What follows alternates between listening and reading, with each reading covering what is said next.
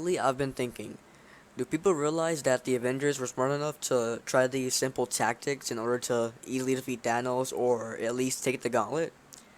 Out of over 14 million outcomes, I'm more than positive they did try those things. It simply didn't work. It wasn't the destiny that led the Avengers towards the big win. How it should have ended, a big name YouTube channel that goes into the depths of what would have happened if characters made better choices in certain films.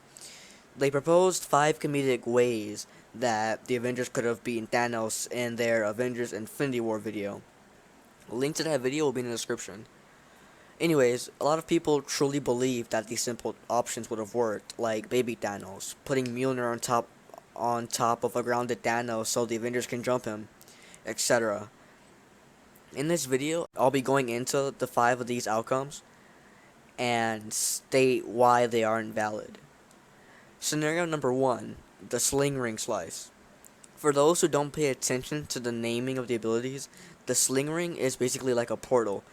It's powered by 2 finger rings, imbued with the power to sustain dimensional transportation. Specifically, when Ebony Maw and Cull Obsidian arrived at New York to get the Time Stone from Doctor Strange, at one point, we see Wong use this to slice off Cull Obsidian's arm. So why didn't they use this method on Thanos to strip him of the gauntlet? Well, at that point, Thanos had 4 Infinity Stones, which were Power, Reality, and Soul. Each one of these could have stopped Doctor Strange from cutting off his hand. Using the Power Stone, Thanos could have formed an energy shield around his hand. Space Stone obviously can teleport him before the portal closes up on his arm. With Thanos being a large guy, he'll definitely have time to do so. As for the Reality Stone, I don't think he'd become repetitious by turning the sling ring into bubbles. However, he could have used some sort of illusion to interfere with the magic's true intention. Scenario number 2, Baby Thanos. Although it was explained in Avengers Endgame that killing Baby Thanos won't change the events of Decimation, however, let's go into what would happen if Thanos was turned into one beforehand. Thanos as a baby would still be extremely intelligent, large, and, well, purple. He'll surely figure out the truth behind his appearance and who he was originally. He may even decide to continue with his original plan, only this time with the added advantage of your trust and old age, and he'll continue on with his original quest.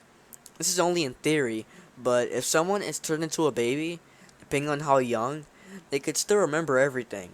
They might still be aware.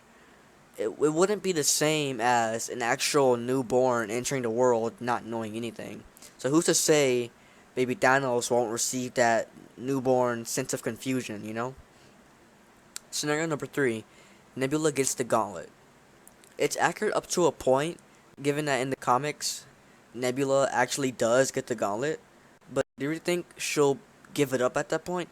An emotionally unstable Nebula would have old grudges going through their mind, such as being a cyborg, always being compared to Gamora, and everything Thanos has put her through. Like the video suggests, Nebula yearns for revenge.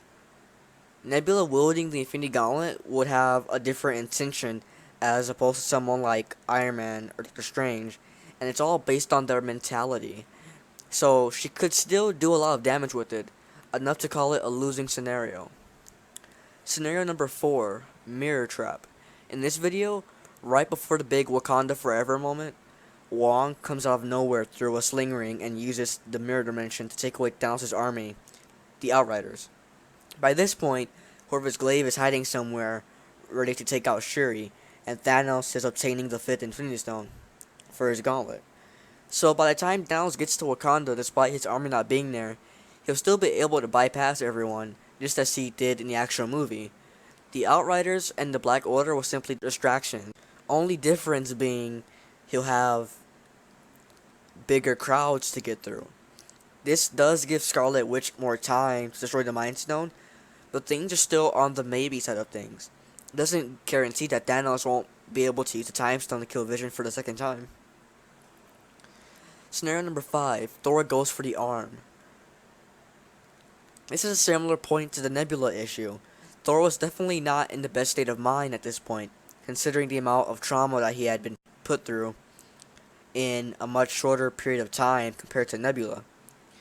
He would almost definitely take the gauntlet of all 6 Infinity Stones and try to fix the debts of his past, including Asgard.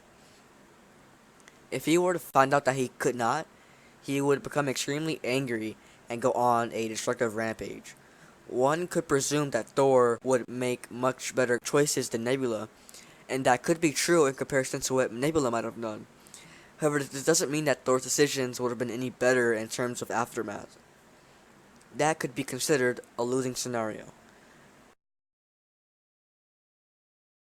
In conclusion, I think we can safely say that the scenarios proposed in the How It Should Have Ended video aren't valid and are just there for comedic purposes, which is why when Doctor Strange said that there was only one winning outcome, there was actually only one winning outcome. Leave a like if you enjoyed this video. There will be a link in the description to the original video that I'm analyzing. Shoutouts to How It Should Have Ended. They've done some pretty good videos from what I've seen, and my personal favorite is How Captain America Should Have Returned the Stones. There will be a link in the description for that one as well. See you guys all again next time. Goodbye.